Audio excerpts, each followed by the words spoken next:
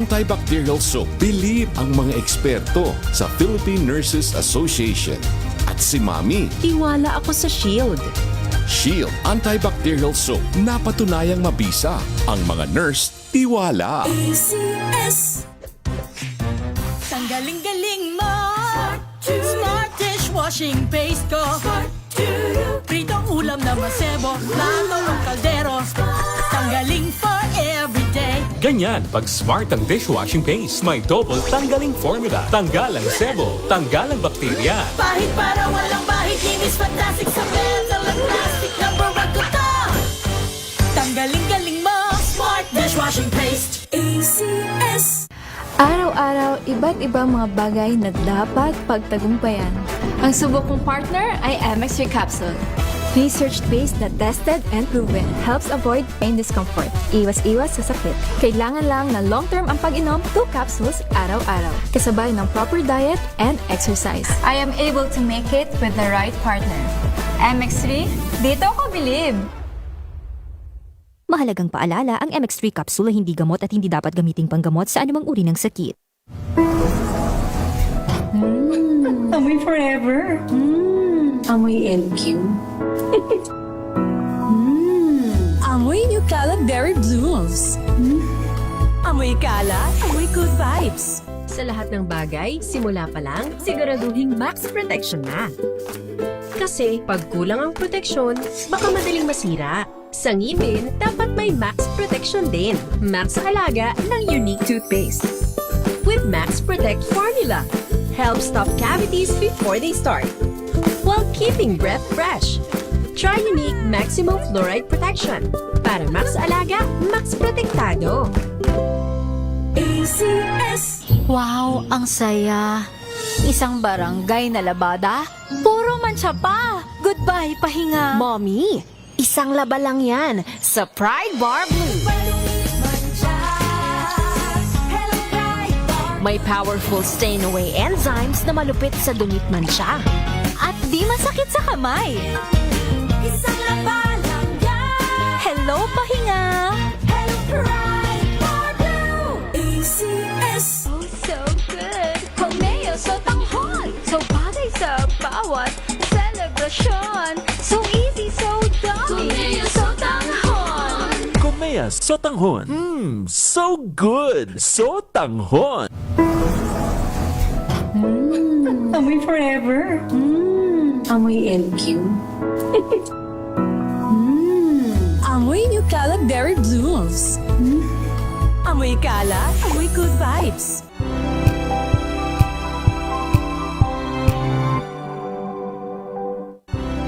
Alas 7 ng umaga. Maynila! Maynila! Ito ang Pilipinas!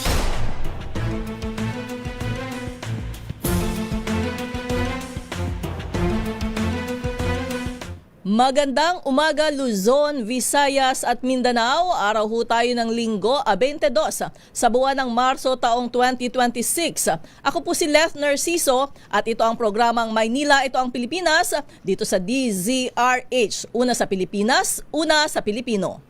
Maynila! Maynila! Ito ang Pilipinas! Sa ulo ng ating mga balita, malakihang taas presyo sa produktong petrolyo, asahang muli sa Martes. Maynila! Maynila! Ito ang Pilipinas! Toll discount sa expressways ilulunsad bukas. Maynila! Maynila! Ito ang Pilipinas! 50% diskwento rin sa pasahe sa LRT2 at MRT3 aarangkada bukas. Maynila! Maynila! Ito ang Pilipinas!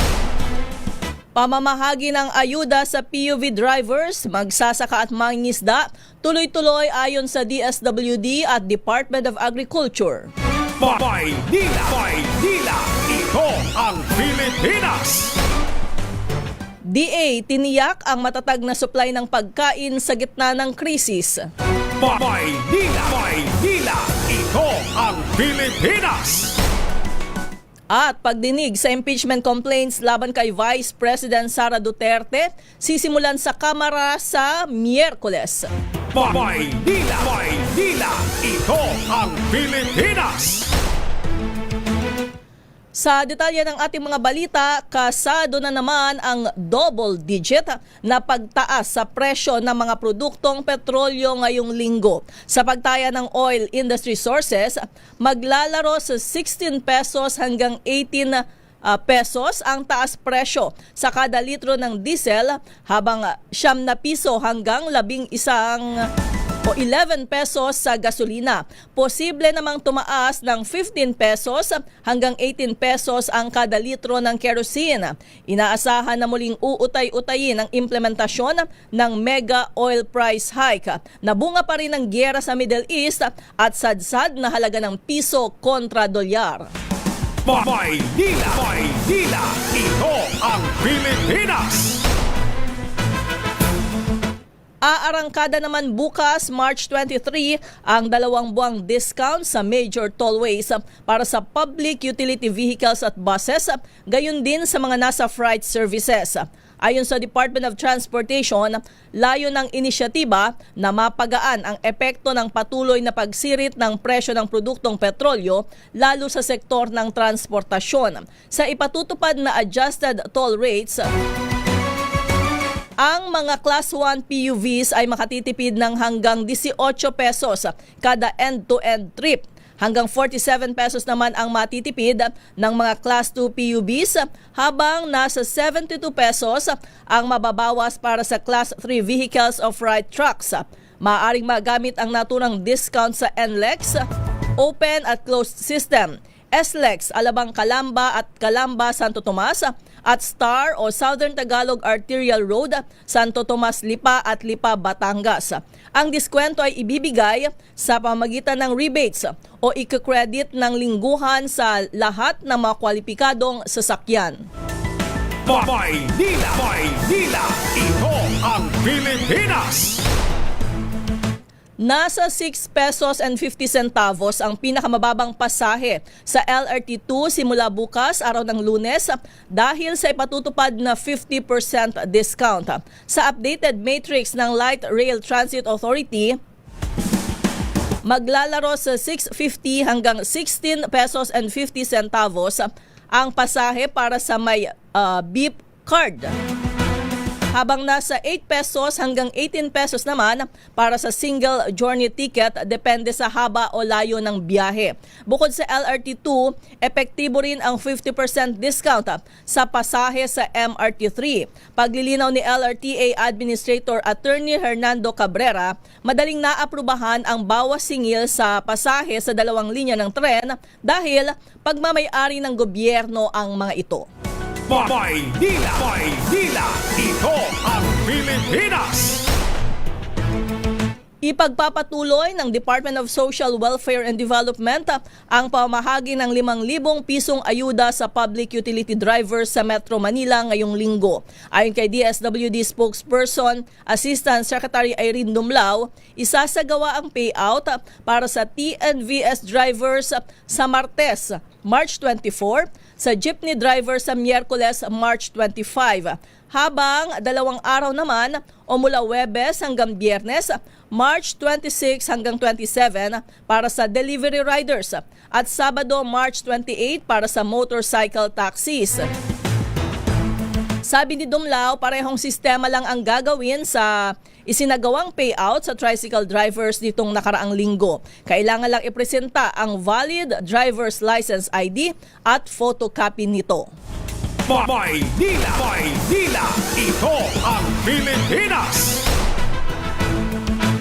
Tuloy rin ang pamahagi ng fuel subsidy ng Department of Agriculture, Bureau of Fisheries and Aquatic Resources sa mga mangingisda. Ayon sa DABFAR, gagamitin nito ang natitirang pondo habang isinasapinal pa ang kasunduan sa Development Bank of the Philippines.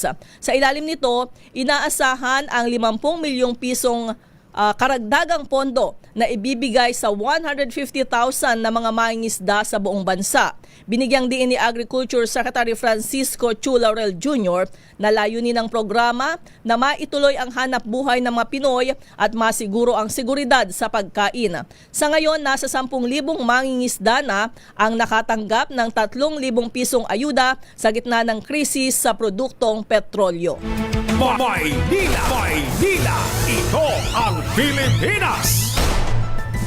Sa kaugnay na balita, tiniyak ni Agriculture Secretary Francisco Chu Laurel Jr. sa publiko na sapat at matatag ang supply ng pagkain sa gitna ng krisis sa langis dulot ng tensyon sa gitnang silangan. Ayon kay Laurel, may sapat na inventaryo ang ahensya lalo na sa bigas dahil sa panahon ng anihan ngayong Marso. Pag siguro pa ng kalihim, wala ring issue sa supply ng gulay at imported na baboy sa mga cold storage facility. Nasabay din anya ang ani sa mais, asukal at sibuyas na nagpapalakas sa food security ng bansa. Pagdating naman sa presyo, sinabi ni Laurel na maaaring magkaroon ng bahagyang pagtaas, bunsod na rin ang gasto sa transportasyon. Maynila, ito ang Pilipinas.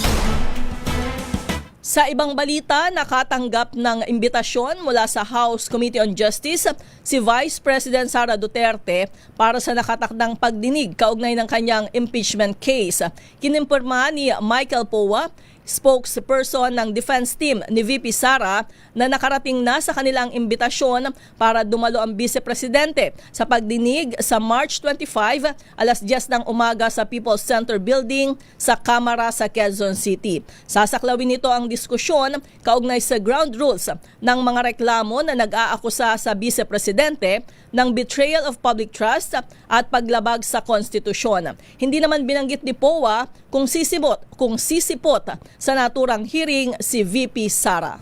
Maynila, ito ang Pilipinas. Pilipinas ang oras, alas 7:13 ng umaga. This time check is brought to you by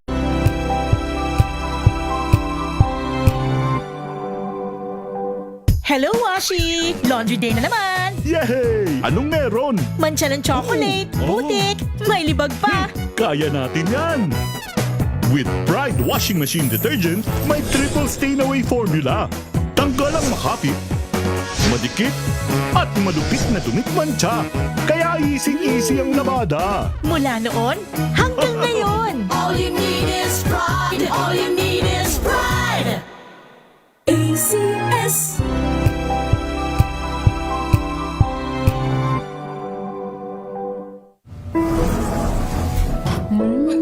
Amoy forever. Amoy LQ.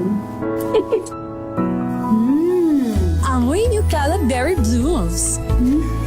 Amoy kala, amoy good vibes.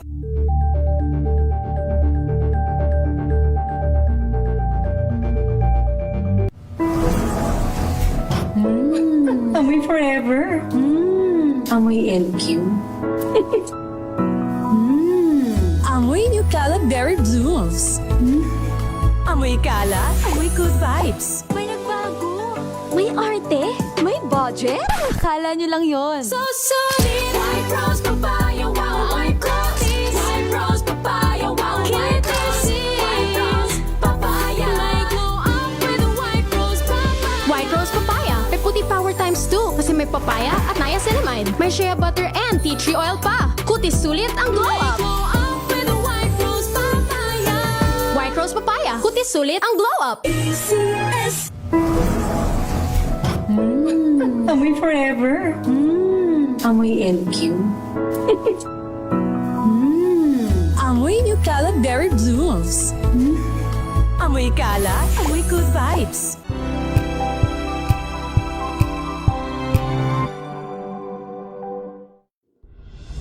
Tuloy-tuloy ang pagtulong, tuloy-tuloy ang pagseserbisyo, at tuloy-tuloy ang balitaan kasama si May Binauhan sa Operation Tulong mula Lunes hanggang Biyernes.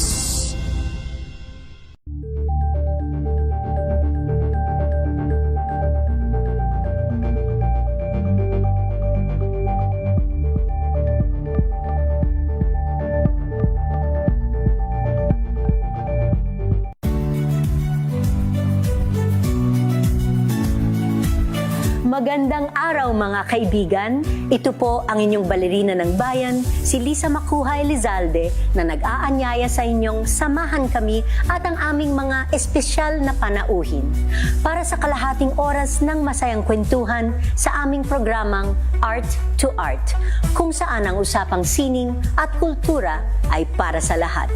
Huwag kaliligtaan, tuwing linggo, alas 3:30 ng hapon, dito lamang sa DZRH Radio, DZRH TV, at via online streaming. Number 1 na naman ang inyong DZRH sa latest survey ng Kantar Media na inilabas nitong January 2026.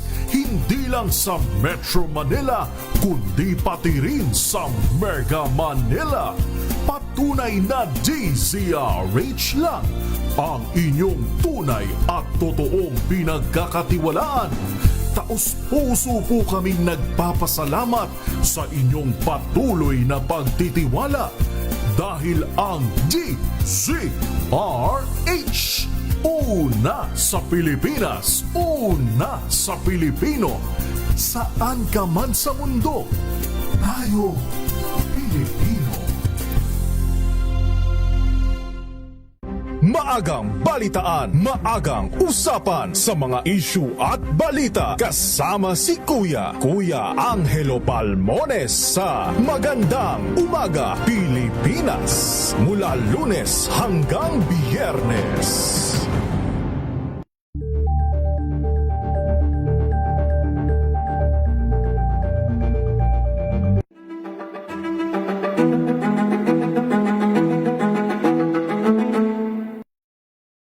May it be isang mambabatas o dalawang hindi naniniwala sa kakayahan ng mga kabataan, but sa kabuuan naman, dalawa lang silang hindi naniniwala. I'm coming from our advocacy. Through education, kayang-kaya nating baguhin yung ganitong klaseng pag-iisip.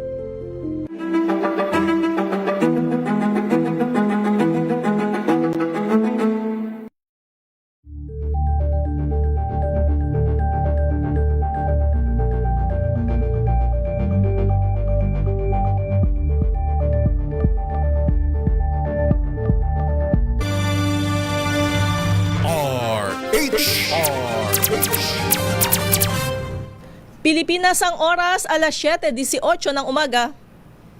Maynila! Maynila! Ito ang Pilipinas! Good morning, sunshine. I hope that you're well. Honey, I missed you last night when I fell. Good morning mga ka-MIP!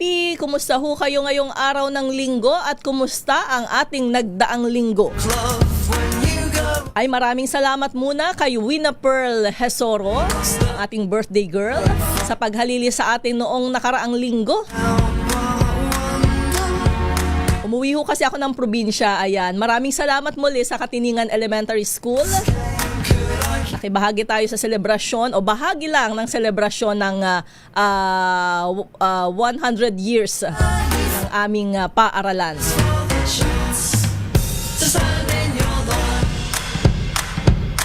Okay, kailangan ko pa bang kumustahin? Kung papaano pa bang pagtitipid ang ginagawa natin ngayon? Kumusta? Ano na ba yung epekto nitong oil price hikes na hindi na natin malaman kung ano yung description. Dati, ano lang, pag mga 2 piso, big time na yon, di ba? Sa atin dati. Big time oil price hike. Ayan, asahan sa Martes, ganyan. Ayun, makikita mo na. Mega oil price hike. Ultra, ayan, oil price hike.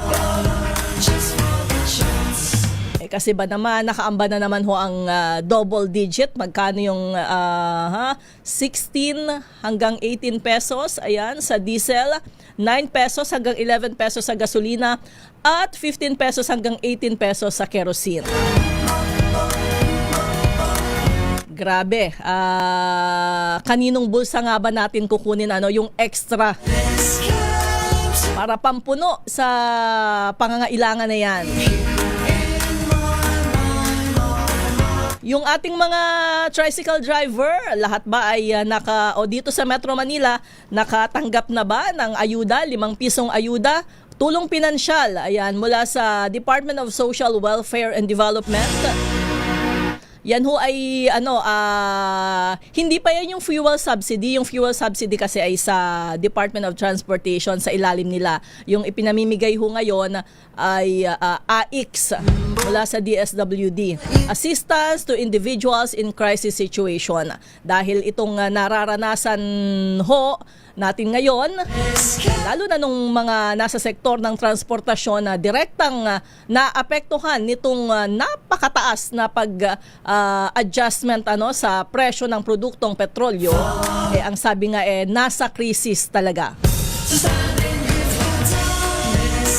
Nakakaawa yung mga tsuper na sinasabi nilang talagang hindi nakakayanin, parang mas mabuti pa na wag nang magbiyahe dahil mapapagod lang sila. Kaya lang, yung dilema kasi doon, paano naman kakain ang kanilang pamilya, di ba, kung hindi maghahanap buhay? So, medyo mahirap talaga yung sitwasyon sa ngayon. Kaya sana naman ay matapos na itong giyerang ito, Lalo naman tayong kinalaman dito At ituloy tayo na damay. Diba? Isa pa sa pinangangambahan yung ating mga kababayan sa Middle East, hindi lang yung kanilang seguridad, kundi yung seguridad dun sa trabaho. Syempre yung mga yan, hindi lang naman sila na mawawala ng hanap buhay. Syempre may mga pamilya ho sila dito sa Pilipinas na binubuhay, umaasa dun sa trabaho nila sa ibang bansa. Hay! Paano nga ba? Sapat ba ang magiging pagtugon ng pamahalaan dito sa problemang kinakaharap natin ngayon? Medyo mabigat, Kasi lahat ay tatamaan. Ayan, ang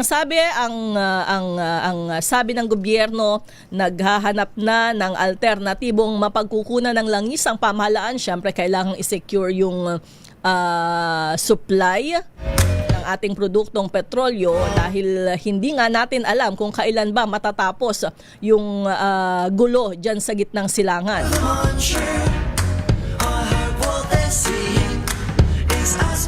Ang sabi ng DFA, iniutos ng Pangulo na makipag-ugnayan ng ahensya sa iba't ibang bansa para matugunan ang supply ng langis.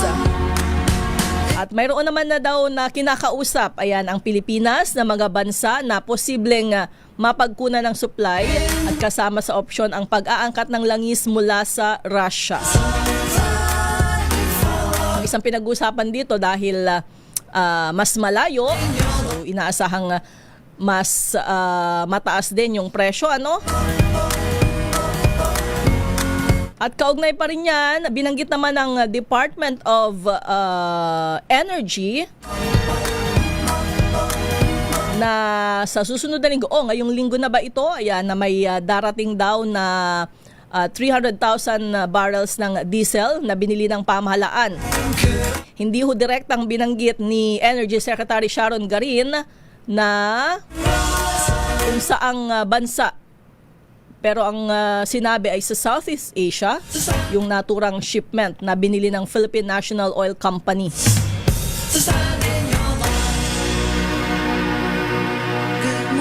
Buti nakabili pa, kasi syempre, yung ibang mga bansa, naniniguro rin yan.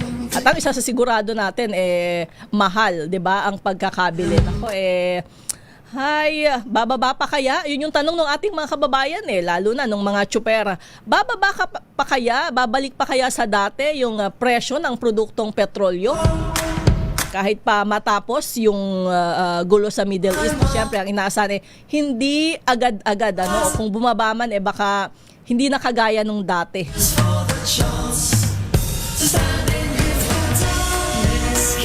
At gaya nga ng palaging pinag-uusapan, hindi lang naman mga tsuper ang maapektuhan dito. Sa ngayon, ang pagsiguro mula sa pamahalaan, mula sa mga nasa industry ay wala pang magiging pagtaas sa presyo ng mga partikular ng pagkain.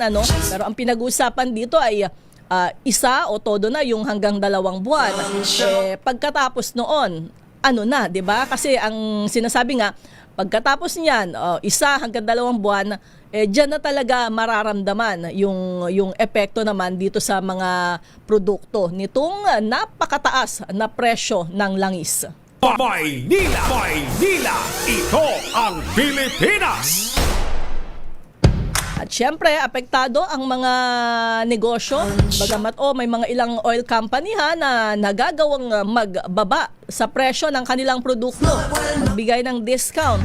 Kaya ang tanong nung ating mga kababayan, bakit hindi magawa ng lahat? Kasi alam naman natin, hindi naman basta-bastang malulugi ang mga yan, ano? At saka malaki-laki na rin naman siguro ang kinita. Malaki na yung kanilang mga negosyo. So, sana naman ay magtulungan nga ang pamahalaan at ang pribadong sektor sa pagharap dito sa krisis na nararanasan natin ngayon. Nako, yung binabanggit rin isa rin sa maaaring maapektuhan ay yung presyo ng gamot. Good morning, sunshine. Dahil inaangkat natin yung karamihan dun sa mga gamot. Marami ang aangal, lalo na yung mga nag-maintenance. Kahit hindi nag-maintenance, kapag nagkasakit ka at kakailanganin mo ng gamot, kung may pagtaas rin sa presyo niyan, another pabigat sa ating mga kababayan. Maynila! Maynila! Ito ang Pilipinas!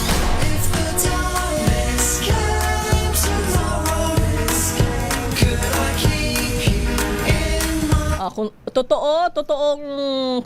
totoo daw ba na nararamdaman na sa mga kalsada sa Metro Manila yung pagmahal o mahal na presyo ng produktong petrolyo, nabawasan na talaga. Talagang ininda ng ating mga kababayan, lalo na ng mga motorista, yung napakataas na presyo ng langis. Hindi naman totally na maluwag na yung mga kalsada, pero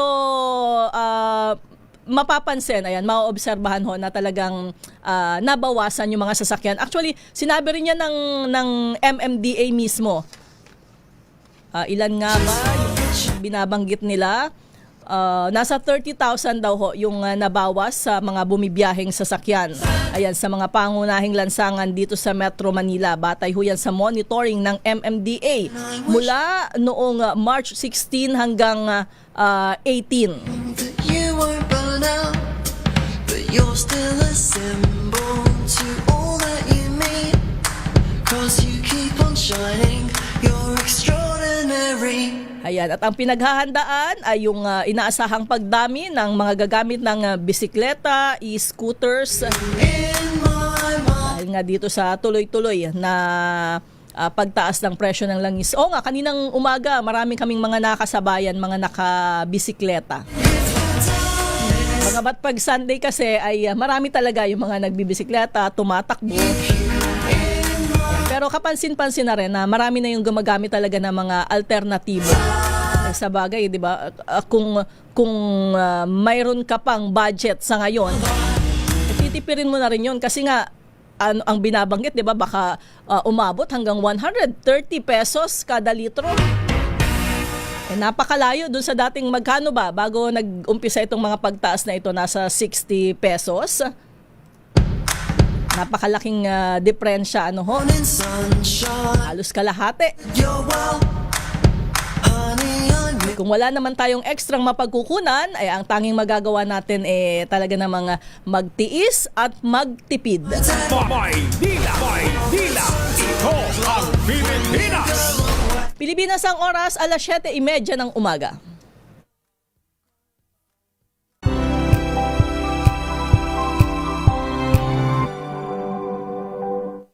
Maulan man, no worries na amoy kulog ang damit. Charm Fab Con, bangong kumakabloom, tanggal amoy kulog sa bango ng Charm. Kaya gamit ko, Charm Fab Con with Bloom Fresh Technology. Kills 99.9% of kulog-causing bacteria. may aroma burst pa of thousands of flowers and berries. Ang sampay sa loob, no amoy kulob. Kumakaprove sa charm. Charm Fabcon. ACS.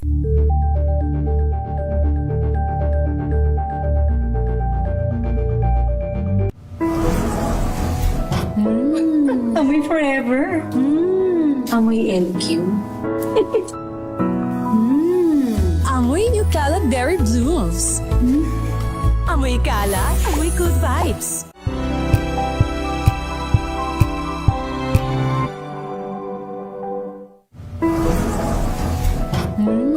Amoy forever. Amoy LQ. Amoy New Caleb Berry Blooms. Amoy kalat, amoy good vibes.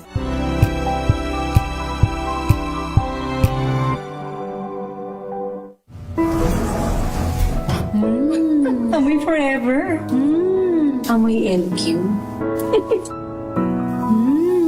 Amoy New Caleb Berry Blooms. Amoy kalat, amoy good vibes.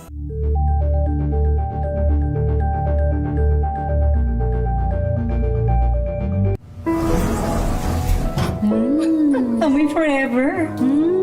Amoy LQ. Amoy New Caleb Berry Blooms. Amoy kalat, amoy good vibes.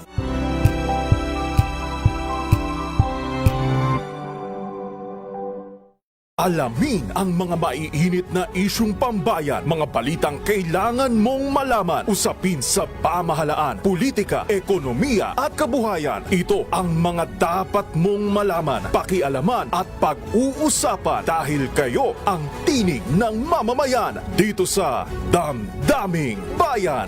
Live sa DZRH Radio, DZRH TV at DZRH Digital. Kasama sinalakay Deo Macalma at Elaine Apit. Araw-araw, Lunes hanggang Biyernes. Damdaming Bayan.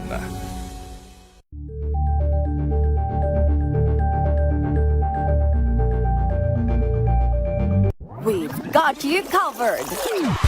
From the hottest hits, exclusive interviews,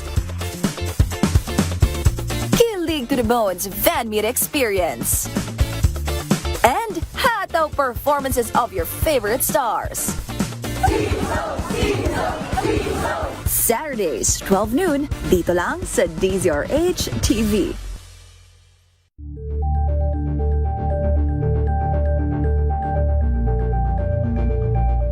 Tambalang Anthony Taberna at Jerry Baha ang gigising sa inyong umaga dahil lalatay ang humahagupit na diskusyon at komentaryo Lunes hanggang Biyernes sa 2x2.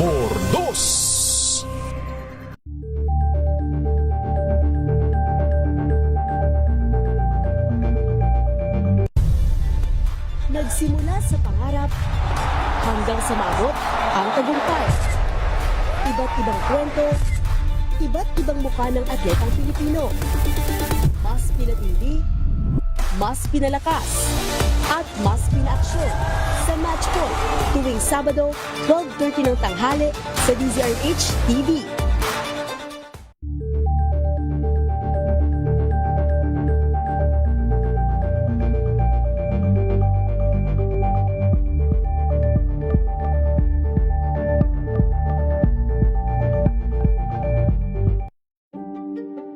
Buklatin ang mga pahina. Pakinggan ang boses ng lipunan.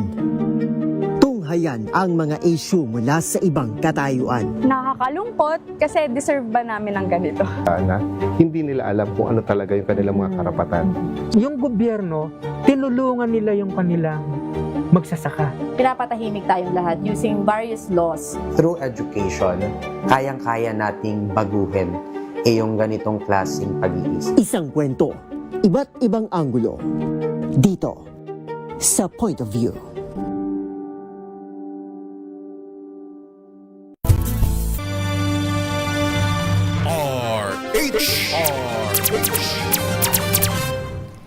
Pilipinas ang oras alas 7:35 ng umaga.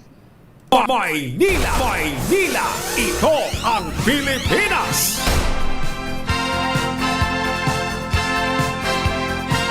Nagbabalik po ang programang Maynila, ito ang Pilipinas, at ako pa rin po ang inyong nakakasama, Leth Narciso.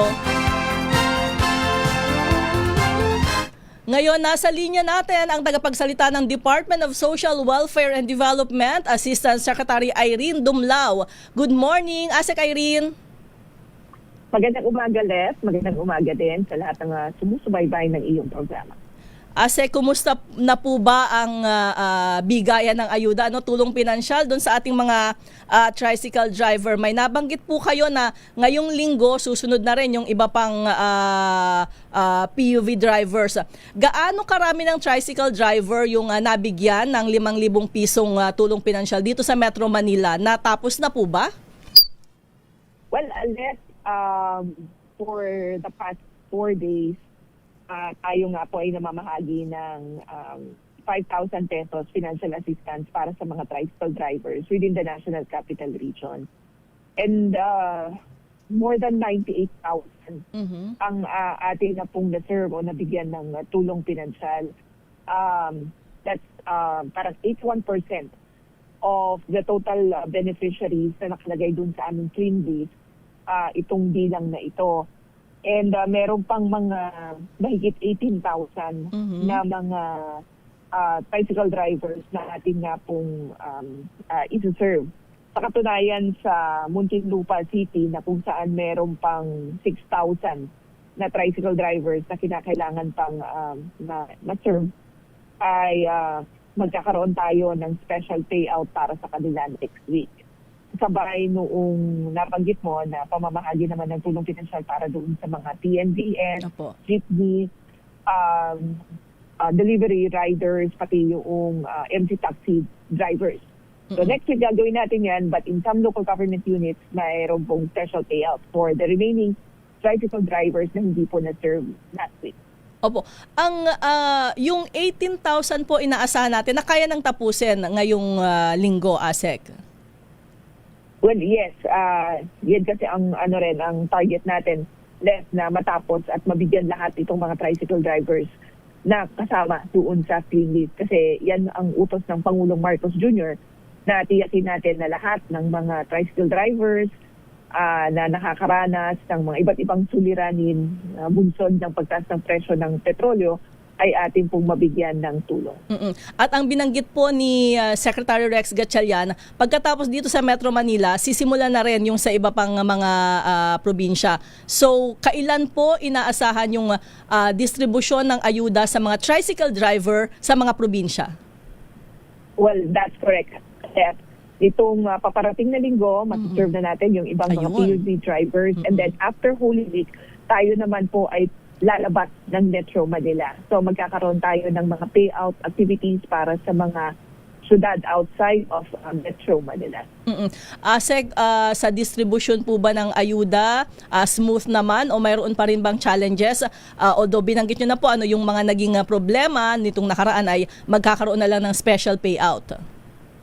Well, yes, actually, more than the challenges, nakikita natin ito as opportunities para ma-perfect natin yung ating pong listahan. So that in case na magkaroon ng second round ng pamamahagi ng tulong, ay mas magiging madali na because the list is already perfected. Ngayon kasi, merong mga, nitong nakarang linggo, may mga tricycle drivers na nagsumite po ng kabilang mga karagdagang list. Yung mga TODA nag-submit ng karagdagang mga list kasi ang claim nila ay hindi sila naisama doon nga po sa listahan na isumite sa local government unit sa DSWD. Ang binanggit at least Asek, yung binanggit nung ilang tricycle driver na hindi nabigyan nung nakaraan, parang kasama sila sa listahan ng TODA, pero pagdating nila doon sa payout center, wala sila doon sa listahan. Ano po bang nangyari doon? Yes, it's either wala sila, dumating yung mga tricycle drivers sa payout side na hindi pa nila schedule. Okay. Or binalik namin sa local government unit yung listahan ng mga drivers na hindi kumpleto yung information, kagaya nung birth date at middle name. Bakit po namin hinihingi yon? Kasi po, si DSWD nagsasagawa ng verification process para makita na hindi tayo nagbabayad ng doble. Kasi alam naman, Des, maraming mga family names sa atin very common. Halimbawa, De La Cruz lang. Possible na 2 o 3 pangalan, pareho sila, pero nagkakaiba na lang yan sa birth date at sa middle name. Kaya hinihingi po namin yon. Now, we return those lists na incomplete sa mga local government units, and then kinuha nila yung karagdagang informasyon mula doon sa mga TODA, and then re-encode doon sa ating system. And that was the only time na nagawa ni DSWD yung pong duplication process. So nahuli yung pong payout para po sa kanila. But noong Friday, despite it being a holiday, ay nagsagawa pa rin tayo ng payout at marami naman na pong na-serve doon sa mga additional beneficiaries na initially ay hindi nga po napasama doon sa clean leave. Ayan, ASEC, na pag-uusapan nyo itong ayuda dito sa mga tsuper. Mayroon na rin para sa mga magsasaka, sa mga mangingisda. Mayroon pa po bang ibang sektor na tinitingnan ng DSWD na mangangailangan ng tulong sa ilalim ng AIX? Epekto nitong crisis. Oo. Actually, yung ating assistance to individuals in crisis situation ay bukas naman po sa iba't ibang mga sektor. Kasi ang tinitingnan talaga natin dito, yung in crisis situation. Kaya nga, ito pang mga tsuper hindi natin tinignan as drivers, as a separate sector, but as individuals in crisis situation. So, my point here, Les, is kapag may mga individual o pamilya na sumasailalim sa matinding krisis, bunsod nga po sa epekto ng pagtaas ng petrolyo, nakahanda po ang DSWD na umalalay at mag-assist sa kanila. Maaari po silang magtungo sa aming po mga crisis intervention unit at i-assess po ng ating po mga social workers para po malaman natin ano yung karampatang tulong o intervention na may babahagi natin sa kanila. Ayan, doon naman daw po sa mga jeepney driver, kung pasisimula na dito sa, at iba pang sa sektor ng transportasyon, kung pasisimula na dito sa Metro Manila, kailan makaasa yung mga nasa probinsya? Kasi mga tricycle rin ang uunahin po, ano? Yes. Actually, sabi ko nga, we'll start with our provincial rollout by, I think it's the second week of April kasi the first week is Holy Week pa, no? So after Holy Week, mag-uumpisa na po tayo sa pamamahagi naman ng tulong outside of Metro Manila. Hindi po kinakailangan mag-alala nung sa labas po ng Metro Manila because naririnig po namin kayo, alam po namin ang inyong mga suliranin, yung pong inyong mga hinaing. Kami naman po ay pagsisikapan namin na tumulong sa ilalim, of course, ng pamumuno ng aming butihing Secretary Rex Gatchalian. At may designated payout centers na rin po sa mga probinsya na nailabas ang DSWD? Actually, ongoing yung coordination na ng ating mga field offices sa mga local government units at iba pang agencies sa regional level para matukoy natin yung mga details na yan. But initially, ang ginagawa ay kinakalap na yung mga listahan para mga umpisa na natin yung pagpaplano, no, kung saan gagawin, magkano yung kakailanganin na pondo, and then ano pa yung mga kinakailangang isaayos na detalye. Again, kasi ang gusto natin, kung paano natin ginawa dito sa National Capital Region na maayos. Ganun din ang gusto natin mangyari sa mga iba't ibang mga probinsya. Of course, mas better, no, as much as possible, wala nang mga hiccups na ma-encounter. Ayan, ASEC, yung 90,000 na mga tricycle driver na nabigyan na po ng ayuda, nasa magkano na yung nagamit ng DSWD pondo sa kanila? Well, kung yung more than 98,000 na mga tricycle drivers yung ating pong na-serve, if we multiply that with 5,000, nasa around 490 million pesos yung nagamit na po natin from our fund ng assistance to individuals in crisis situation. Ayan, tinanong ko po yan kasi ngayon ay March pa lang, although parang inilaan na ng DSWD yung 30 billion nitong AIX dito sa krisis sa ngayon. Wala naman po bang dapat pangambahan kasi alam natin sa mga susunod na buwan pa may haharapin pa tayong mga kalamidad dahil lalo na kapag panahon ng tagbagyo, may sapat na pondo pa rin ang DSWD.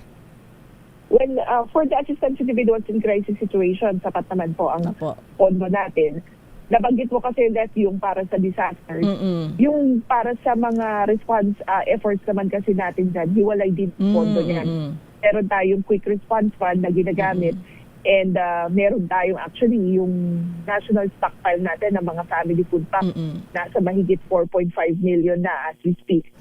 So, in terms of resources, ay meron tayo, may nakalaan tayo ng mga pondo para sa iba't ibang mga programs and services po natin. Okay. Maraming salamat, ASEC, sa pagbibigay sa amin ng update. Patuloy po kaming makikipag-ugnayan para balitaan yung ating mga kababayan, lalo na doon sa mga naghihintay pa na doon sa kanilang tulong pinansyal. Good morning, maraming salamat po sa pagbibigay ng oras sa amin ngayong linggo. Maraming salamat din sa pagkakataon na ibinahagi sa DSWD. Magandang umaga po sa inyo. Good morning po si Assistant Secretary Irene Dumlao, ang tagapagsalita ng DSWD, Department of Social Welfare and Development. Maynila! Maynila! Ito ang Pilipinas! Pilipinas ang oras, alas 7:47 ng umaga.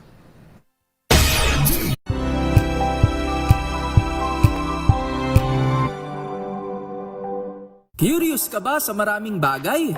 Kami na ang bahala dyan. Aalamin, tutuklasin at bibigyang linaw namin ang mga katanungang bumabagabag sa inyong isipan. Sa programa kung saan ang bawat sagot ay galing lamang sa mga eksperto. Ang Expert's Opinion, tuwing linggo alas 3 ng hapon, dito lang sa DZRH TV. Number 1 na naman ang inyong DZRH sa latest survey ng Kantar Media na inilabas nitong January 2026. Hindi lang sa Metro Manila, kundi pati rin sa Mega Manila. Patunay na DZRH lang ang inyong tunay at totoong pinagkakatiwalaan. Taos-puso po kaming nagpapasalamat sa inyong patuloy na pagtitiwala dahil ang DZRH,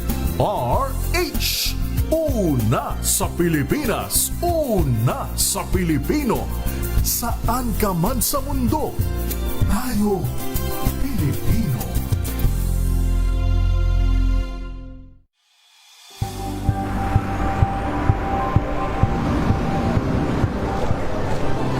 Ating mga eksperto dito lang sa Expert Opinion.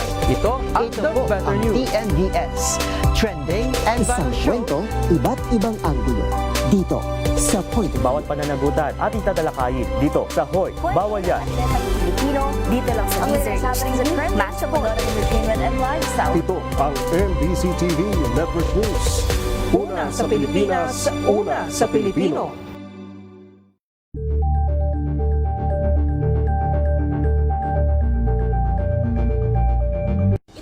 Ng naitalang 17 individual na ang kanilang naaresto.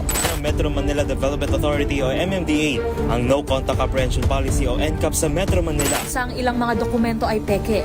Hindi rin legal ang employment na ipinangako sa kanila. Sa mata ng batas, mananagot ang sangkot at may sala. Dahil sa bawat paglabag, may karampatang parusa. Alamin ang mga pananagutan sa likod ng mga bawal. Dito sa Hoy, Bawal Yan, tuwing Sabado, alas 11:30 ng umaga.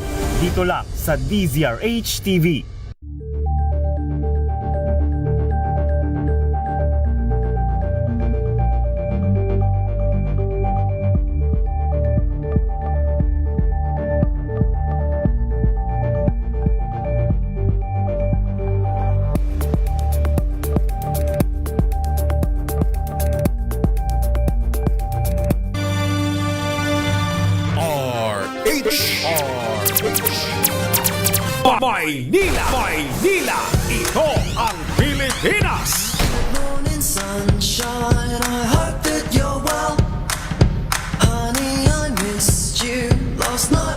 Okay, happy birthday muna kay Congressman Ador Plato.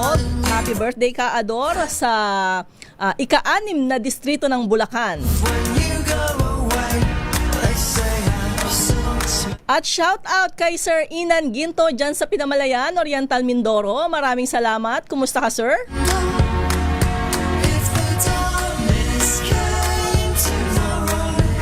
Bigyang daan ko muli ang ating panawagan mula sa Katiningan para sa mga nagtapos sa Katiningan Elementary School, Socorro, Oriental Mindoro.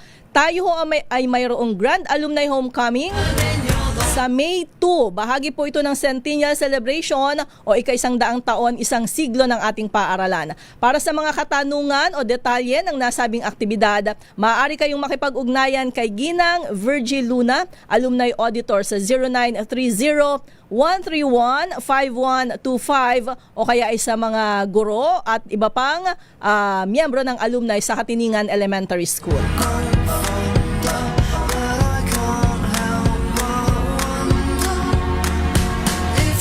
At muli nagpapaabot po tayo ng pakikiramay sa ating kaibigan at sa kanyang pamilya kay Isa Avendaño Umali sa pagpanaw ni Daddy Francisco.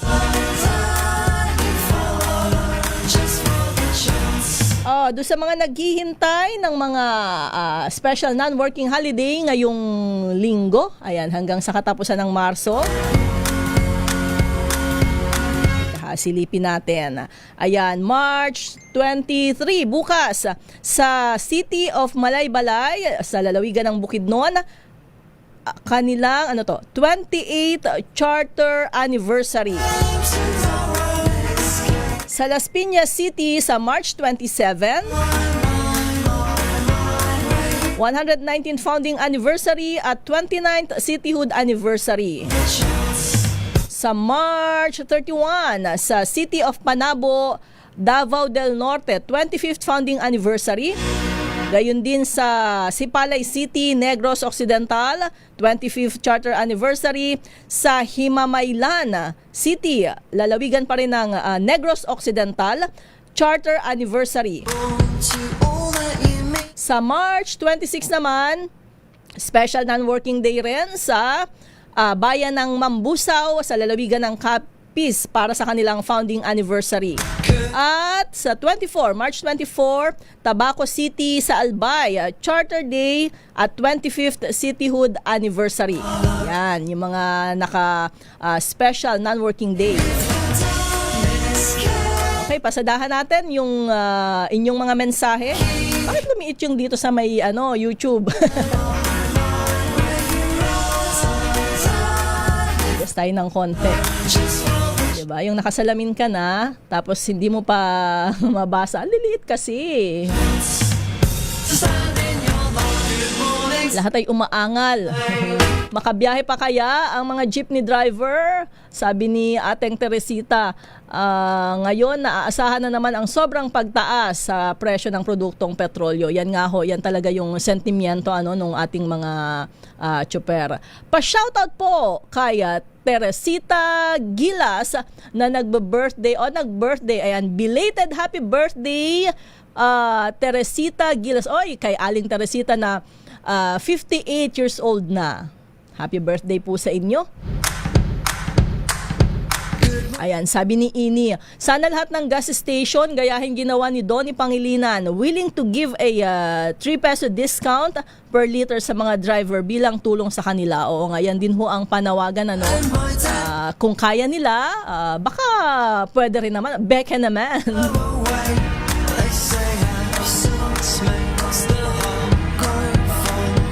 Sabi ni Banong, agriculture country tayo, agriculture tayo na bansa, dapat lang na sobra-sobra ang ating pagkain. Tama, At saka, ayan, sabi nga, panahon ng anihan ngayon, dapat tulungan rin yung ating mga magsasaka. Huwag namang baratin pa, Kasama ang ating mga magsasaka sa apektado rin, lalo nitong krisis sa langis.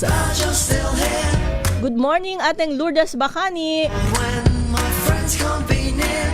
May mga kalesa pa ba sa Santa Cruz? Tinatanong ni Banong. Hindi ako sigurado sa Santa Cruz, pero sa Intramuros alam ko meron. At karamihan, actually dito sa may Rizal Park, karamihan mga sumasakay yung mga turista.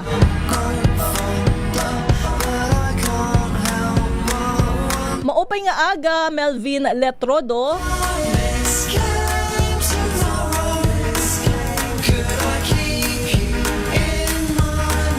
Ayan, maraming salamat po.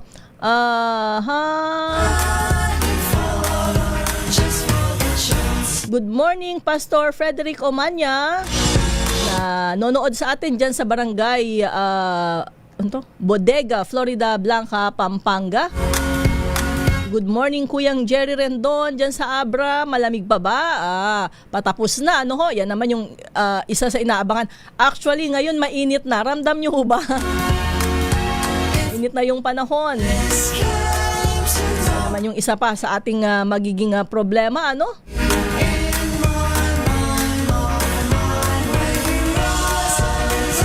Teka lang, itaas ko lang kasi kanina, syempre, sinilip ko naman yung mga maaghap na nagpadala ng kanilang mga mensahe.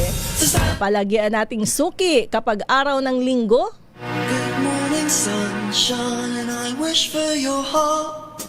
There's no point pretending.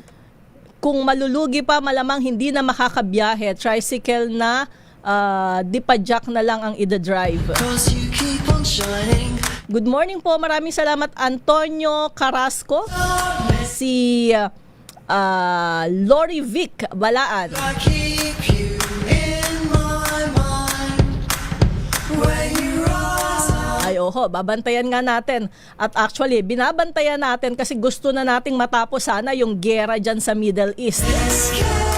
Kumusta ho yung ating mga kaanak ng ating mga OFW doon?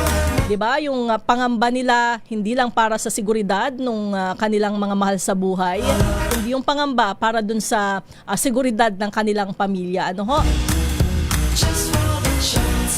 Sana ay kayanin, sana ay makagawa ng ibang paraan at sana ay matulungan ng ating pamahalaan. Anong tinatanong? Teka. Good morning, sunshine. Tinatanong ni Kuya Melvin, hindi po ba lilipad again si Pangulong Marcos sa ibang bansa? Wala naman ho siyang schedule na biyahe sa ibang bansa. Sa ngayon.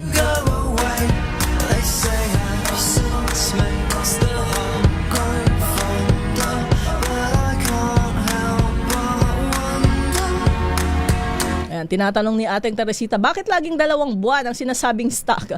Kung ilang araw na ang nagdaan, ang dami pang hoarder. Plano pa lang mag-order sa Russia.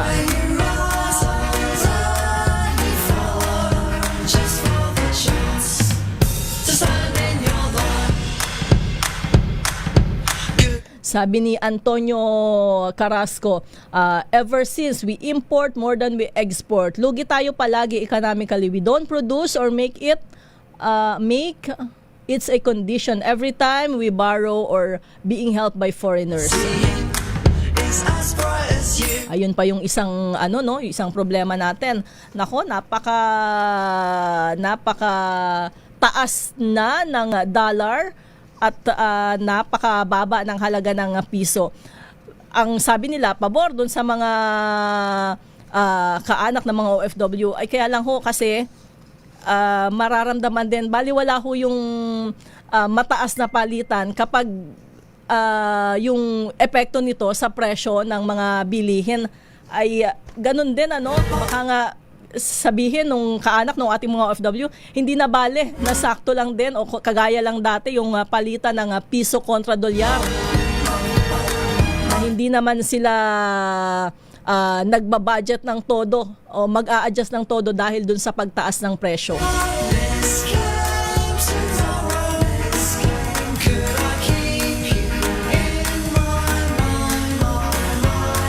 Ay, teka, sige, baka magselos yung mga nasa Facebook. Wait lang ha, silipin natin. Na-screenshot ko naman yung mga kanina nga na unang nagpadala ng kanilang mensahe. Teka lang ha. Ayan, good morning. Shoutout natin. Anthony Abrenica, Revelito Magallones, nanonood sa atin mula sa Victoria, Tarlac. Raul Destacamento, nanonood rin sa atin mula sa Sorsogon City. At talagang binanggit niya via mobile phone. Maraming salamat po. Si Kuyang Willie Relador, sabi niya dito sa Gapan, tumaas ang pamasahe sa bus papuntang Cabanatuan City galing Cubao. Margarita Guevara, good morning po. Happy Sunday. God bless from Mabalacat City, Pampanga. Good morning rin kay Randy Santisas, Yolanda Sakaguchi. Okay. Si Didi Manuel dyan sa Bacoor City, Cavite. Wally Boy Malazab dyan sa Uphill Church, Calbayog, Samar. Si Shirley hirap basahin, teka lang. Shirley Marohomsar.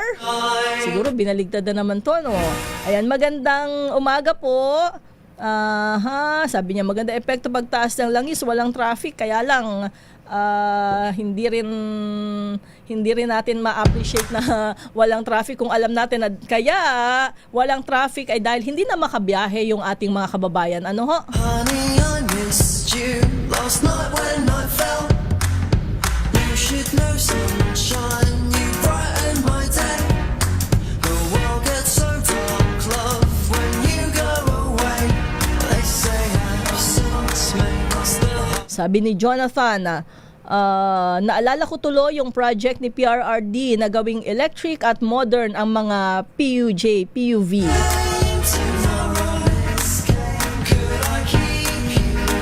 Maraming salamat Arnold Reyes mula dyan sa Ilagan, Isabela. Kay Ronald Salazar. Yan pa, shoutout po from Tarlac. Sunshine, glad you're still here. My darling, it's hard when my friends can't be near. Until I can be there. Ayan, good morning kay Lori Vic Balan. Sabi niya, dapat yung mga ninakaw ng mga ilang politiko ipamahagi sa mga nangangailangan.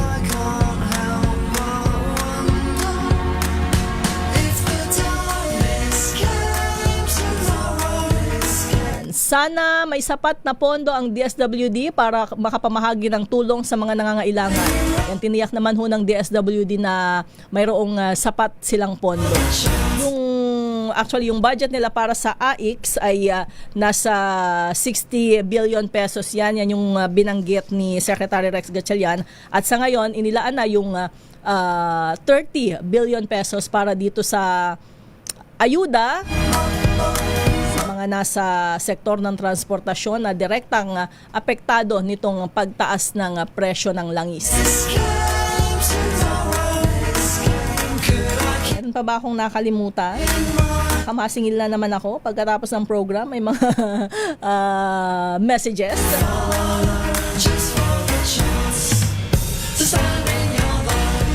Okay, ayan. Okay na siguro. Muli, maraming salamat po mga ka-MIP at mananawagan tayo. Samahan ho natin ang dasal, itong ating nararanasan.